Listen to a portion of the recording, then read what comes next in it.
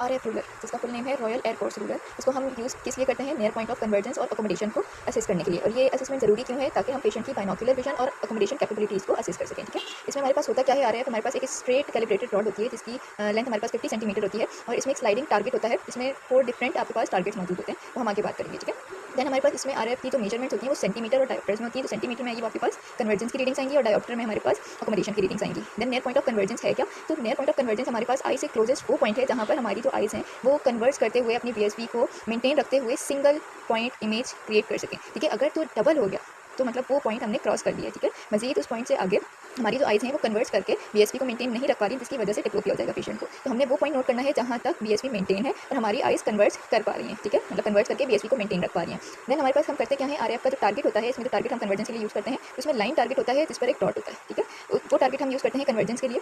Patient की तरफ उस टारगेट को मूव करवाया जाता है और पेशेंट को कहा जाता है कि आपने रिपोर्ट करना है जब आपको डिप्लोपिया फील हो। अगर आप पेशेंट से नहीं पूछे तो आप अगर खुद से नोट करेंगे तो पेशेंट की आई उस पॉइंट के बाद डेविएट करने लग जाएगी। ठीक है, इसकी जो हमारे पास रीडिंग्स हैं वो 8 to 10 सेंटीमीटर नॉर्मल है। अगर तो 8 से कम है तो मतलब एक्सेसिव कन्वर्जेंस है, और अगर 12 to 15 सेंटीमीटर है तो सस्पिशियस है, और 15 से ज़्यादा है तो मतलब एक्सेसिव कन्वर्जेंस है। 15 से ज़्यादा इंसुफिशिएंट है। ठीक है, देन हमारे पास एनपीए मतलब नियर पॉइंट ऑफ अकोमोडेशन। ये हमारे पास वो पॉइंट है जहाँ तक हमारी आइज़ क्लियरली किसी ऑब्जेक्ट को फोकस कर पा रही हैं। ठीक है, इसमें भी हम सेम मतलब जो हमारा आरएफ का टारगेट है उसको टुवर्ड नोज मूव कर पाते हैं अंटिल पेशेंट रिपोर्ट्स ब्लर। ठीक है, इसमें क्या होगा, पेशेंट को ब्लर हो जाएगा टारगेट, जबकि कन्वर्जेंस में क्या हो रहा था, डबल हो रहा था। ठीक है, इससे हम क्या असेस कर रहे हैं, कन्वर्जेंस की एक्सेसिवनेस, इंसुफिशिएंसी और नॉर्मल रेंजेस। ठीक है, अकोमोडेटिव के डिसफंक्शंस, बाइनोकुलर विजन की अनोमलीज, ये सारी चीज़ें हम आरएफ के थ्रू असेस कर रहे होते हैं। फिर अकॉर्डिंग टू द रिजल्ट्स हम प्रिस्क्राइब कर रहे होते हैं एक्सरसाइजेस या करेक्टिव लेंसेज, जो भी हमें उस वक्त बेहतर लगता है।